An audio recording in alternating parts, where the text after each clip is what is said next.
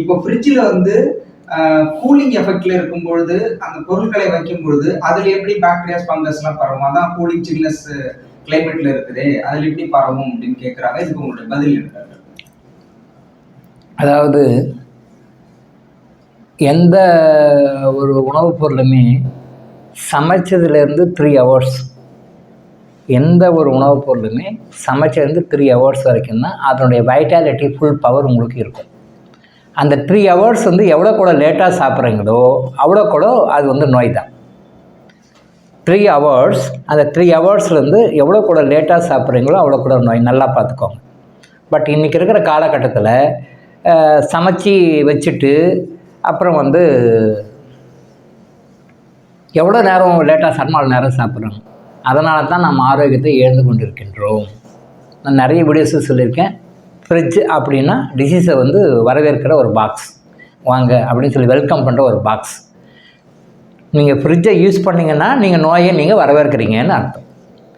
ஃப்ரிட்ஜுக்குள்ளே நீங்கள் எந்த பொருள் வச்சு எடுத்தாலும் அது உள்ள இருக்கிற நியூட்ரியன்ஸு குறைஞ்சி போயிடும். நீங்கள் நியூட்ரியன்ஸாக சாப்பிடணும், நியூட்ரியன்ஸாக வேணுன்றதுக்காக நிறைய மீடியாவில் வர அட்வர்டைஸ்மெண்ட்லாம் பார்த்துட்டு நிறைய பணம், thousands of money நிறைய செலவு பண்ணி அந்த நியூட்ரியன்ஸ் எல்லாம் வாங்குறீங்க. அந்த நியூட்ரியன்ஸை ராவாக சாப்பிட்றது அப்படியே விட்டுட்டு அதை ஃப்ரிட்ஜில் வச்சுட்டு சாப்பிட்றாங்க. எவ்வளவுக்கு எவ்வளோ வந்து நீங்கள் ஃப்ரிட்ஜில் வச்சு பொருளை யூஸ் பண்ணிங்களோ இட் பிகம்ஸ் கார்சினோஜெனிக் அப்படின்னா புற்றுநோயை உருவாக்கக்கூடிய விஷயம்னு அர்த்தம். எந்த பொருள் வச்சாலுமே நீங்கள் பாலை வைங்க, மோரை வைங்க, பழத்தை வைங்க, எது வைங்க. இப்போ ரீசெண்டாக பேக்கடு ஃபுட் வாங்கிட்டு வராங்க, அதை கூட ஃப்ரிட்ஜில் வைக்கிறாங்க. பிஸ்கட் பேக்கெட் வாங்கிட்டு வராங்க, அதை கூட ஃப்ரிட்ஜில் வைக்கிறாங்க. எல்லாமே கூலிங் பிளேஸில் வச்சு யூஸ் பண்ணுறாங்க. இப்போ இந்த கூலிங் பிளேஸில் வைக்கும் பொழுது நீங்கள் நினைக்கிறீங்க பாக்டீரியாலாம் வந்து அதில் வந்து பரவாது அப்படின்னு நீங்கள் நினைக்கிறீங்க. நான் ஏற்கனவே சொல்லியிருக்கேன், விஞ்ஞானம் இன்னும் அந்த அளவுக்குலாம் டெவலப் ஆகலை. பாக்டீரியாஸில் விசிபிள் இருக்குது, இன்விசிபிள் இருக்குது. வைரஸ்லேயும் விசிபிள் இருக்குது, இன்விசிபிள் இருக்குது. சயின்ஸுக்கு எப்போ தெரியும் அப்படின்னா அந்த இன்விசிபிள் பாக்டீரியாஸ் வந்து விசிபிளாக மாறும்பொழுது தான் சயின்ஸுக்கு தெரியும்.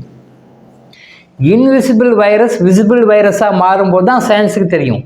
சாதாரண கண்களுக்கு தெரியாது. மைக்ரோஸ்கோப்புக்கு பார்க்குறோம் இல்லையா, அந்த மைக்ரோஸ்கோப்புக்கே ஃபஸ்ட்டு இன்விசிபிளாக வரும். இது யாருக்கு தெரியும்? கிளியர்வாயன்ஸ்க்கு மட்டும்தான் தெரியும். சாதாரண கண்களோட, சாதாரணமான இந்த கண்களோட பார்க்கும்போது தெரியாது. கிளியர்வாயன்ஸாக இருக்கின்றவர்களுக்கு மட்டும்தான் இந்த விஷயங்கள்லாம் தெரியும். பாக்டீரியா வருதுன்னா ஃபஸ்ட்டு இன்விசிபிளாக வரும். உங்கள் கண்ணுக்கு தெரியாது, மைக்ரோஸ்கோப்பில் தெரியும். அப்புறம் கண்ணுக்கும் தெரிகிற மாதிரி வரலாம் இல்லையா. சிலது வந்து கண்ணுக்கு தெரியாத மாதிரி அப்படியே போயிடலாம். அதே மாதிரி ஈவன் வைரஸும் அப்படி தான். கண்ணுக்கு தெரியாமல் தான் இருக்கும், அப்புறம் டெவலப் ஆகி கண்ணுக்கு தெரிகிற மாதிரி வரும். பரிணாம வளர்ச்சி, ஹியூமன் ரெவல்யூஷன் மாதிரியே அது ஒரு ரெவல்யூஷன். அந்த வளர்ச்சி எப்படி வரும் அப்படின்னு சொல்லி சொன்னால், கண்ணுக்கு தெரியாமல் வரும் வைரஸ், அதுக்கு பிறகு கண்ணுக்கு தெரிகிற மாதிரி வரும் வைரஸ்.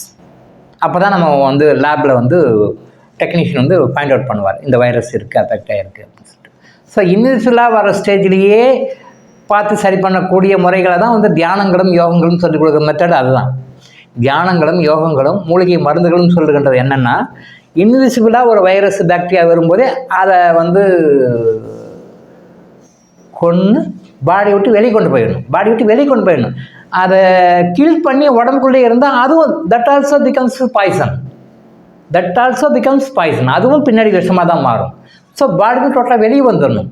ஆனால் நேச்சுரலாக வந்து நீங்கள் மற்ற முறையில் சாப்பிடுகிற டானிக்னாலேயோ மருந்துனாலேயோ வந்து அந்த பாக்டீரியாஸ் வைரஸ் கில் பண்ணாலும் கொண்டுட்டாலும் அது வந்து ஃபுல்லாக பாடி விட்டு வெளியே வருதானா வெளியே வரதில்லை, ஃபுல்லாக வெளியே வரல. ஈவன் அட்லீஸ்ட் ஒரு 20 to 30% உள்ள நின்றுடும். பாடிக்கு நின்றுடும். நாம் நினச்சிட்டு 100% வெளியே வந்து இல்லை. அந்த 20 to 30% உள்ள நின்றுடும். அது பின்னாடி திருப்பி உங்களுக்கு வேறு விதமான கோளாறுகளை பிரச்சனைகளை உருவாக்கும். எப்படின்னா, வீட்டை கூட்டி க்ளீன் பண்ணுறோம், அந்த வீட்டுக்கு க்ளீன் பண்ணுற அந்த குப்பையை போட்டெல்லாம் வெளியே போகும்போது நம்ம வெளியே போட்டுருவோம், எல்லா குப்பையும் வெளியே போயிடுச்சுன்னு நம்ம நினைக்கிறோம். கொஞ்சம் உங்களே அறியாமல் உள்ளே ஒரு 20% நின்றுடுச்சுன்னு வச்சுக்கோங்க, 80% போச்சுன்னு வச்சுக்கோங்க. அந்த 80% குப்பை வந்து உங்களுக்கு ஒரு அனீஸியாக ஒரு பேட் ஸ்மெல்லு கொடுக்கும் இல்லையா. பட் இது நீங்கள் ப்ராக்டிக்கலாக பார்க்குறனால உங்களுக்கு அது தெரியும். பாடியில் இன்விசிபிளாக இருக்கனால உங்களுக்கு தெரியாது. அது ஒரு பிரச்சனையாகவோ கஷ்டமாகவோ ஒரு உடல் நோயாகவோ மனநோயாகவோ ஸ்ட்ரெஸ்ஸாகவோ ஏதாவது வகையில் அது வெளிப்படும். ஸோ பாடியில் இருக்கிற அந்த நோய் கிருமிகள் வந்து குளிர்ச்சியிலும் இருக்குது. நீங்கள் நினைக்கிறீங்க அது வந்து குளிர்ச்சியில் வச்சா இல்லை, கிடையாது. குளிர்ச்சியில் இருக்குது, பட் அந்த ப்ராக்ரஸ் வந்து குளிர்ச்சியில் இருக்கும்போது கொஞ்சம் ஸ்லோவாக இருக்கும். வெப்பத்தில் வைக்கும்போது அதிகமாகும், குளிர்ச்சியில் இருக்கும்போது ஸ்லோவாகும். நல்லா திரும்பி நோட் பண்ணிக்கோங்க. ஒரு பொருள் வெப்பத்தில் இருக்கும்போது அதிகமாக வைரஸ் பாக்டீரியா இன்க்ரீஸ் ஆகுது அப்படின்னா குளிர்ச்சியில் இருக்கும்போது ஸ்லோவாகும். ஜீரோவுக்கு வராது, ஜீரோவுக்கு வரவே வராது, ஸ்லோவாகும். அந்த ப்ராசஸ் வந்து அந்த ஃபெர்மெண்டிங் ப்ராசஸ் வந்து கொஞ்சம் குறையும், கம்மியாகும், அவ்வளோதான். இப்போது ஒரு கேன்சர் கிருமி வைரஸ்ன்னு சொல்கிறோம் இல்லையா, அது வந்து 1000 இருந்தான்னா 2 இருந்தாண்ணே, 1000 போனால் 2 இருந்தால் போதுமா, திருப்பி மல்டிப்ளை ஆகிக்குமே, திருப்பி மல்டிப்ளை ஆகிக்குமே. ஸோ அப்போ உள்ளே கண்டிப்பாக ஜெர்ம்ஸ் இருக்கும், இன்விசிபிள் ஜெர்ம்ஸ் இருக்கும். நீங்கள் லேபில் டெஸ்ட் பண்ணால் கூட தெரியாத மாதிரி ஜெர்ம்ஸ் இருக்கும். ஆனால் தயவுசெய்து டாக்டர் இளங்கோ ஆயுஷ் ஹாஸ்பிட்டல் வழங்க விழிப்புணர்வு என்ன அப்படின்னா, ஃப்ரிட்ஜை யூஸ் பண்ணாதீங்க. அப்படியே ஃப்ரிட்ஜில் யூஸ் பண்ணுறீங்க வைக்கிறீங்க அப்படின்னு சொல்லி சொன்னால் கூட உடனே மேக்ஸிமம் 24 ஹவர்ஸ்க்குள்ளே, ஒரு விதின் 3 hours 4 hours 24 ஹவர்ஸ்க்குள்ள அதை எடுத்து டிஸ்போஸ் பண்ணுது, எடுத்துக்கணும். நாட் மோர் தேன் 24 hours தயவு செஞ்சு வைக்காதீங்க. தயவு செய்து நாட் மோர் தேன் 24 hours ஃப்ரிட்ஜில் எதுவும் வச்சு யூஸ் பண்ணாதீங்க. ஒன்று. அடுத்தது, ஃப்ரிட்ஜில் எது வச்சாலும் அப்படியே டேரெக்டாக வச்சு டேரெக்டாக எடுப்பீங்க, டேரெக்டாக அப்படி எடுக்காதீங்க. அந்த ஃப்ரிட்ஜில் எப்படி அந்த குளிர்ந்த காற்று வருது, சில டைப்ஸ் ஆஃப் கெமிக்கல்ஸ் எல்லாம் யூஸ் பண்ணுறதுனால தான் அந்த காற்று வந்து குளிர்ந்த காற்றாக உள்ள மாறுகிறது, வெப்பக்காற்று குளிர்ந்த காற்றாக மாறுகிறது. அதுக்கு யூஸ் பண்ணுறாங்க இல்லையா, கெமிக்கலாக யூஸ் பண்ணுறாங்க. அந்த கெமிக்கல்ஸ் வந்து இன்விசிபிளாக நீங்கள் உள்ளே என்ன வைக்கிறீங்க அதை போய் அப்படியே மேலே படரும். இப்போ நீங்கள் உள்ள ஃப்ரூட் வைக்கிறீங்க, சில பேர் மோர் தயிர் பால் இதெல்லாம் வந்து அப்படியே ஓப்பனாக வச்சிடுறீங்க, அப்படியே ஓப்பனாக வெளியே வச்சிடுறீங்க. அப்போது இந்த காற்றுல இருந்து இந்த குளிர்ந்த காற்று வருது இல்லையா, வெப்பக்காற்று குளிர்ந்த காற்றாக மாற்றப்படுகிறது. வெப்பக்காற்று குளிர்ந்த காற்றாக மாற்றப்படும் போது சில கெமிக்கல்ஸ் எல்லாம் ஆட் பண்ணுறாங்க. அந்த கெமிக்கல்ஸ் வந்து காற்று வழியாக உங்களுக்கு வருகிறது. அந்த காற்று வழியாக வரும்போது நீங்கள் அங்கே வச்சிருக்கிற பொருட்கள் மேலே படி. இப்போ பால் திறந்து வச்சுருக்கீங்க, மோர் திறந்து வச்சுருக்கீங்க, தயிர் திறந்து வச்சுருக்கீங்க, அதெல்லாம் படியும். அப்போ நீங்கள் என்ன பண்ணுறீங்க, அப்போ தான் அதை எடுத்து அப்படியே சாப்பிட்றீங்க. அப்போ அந்த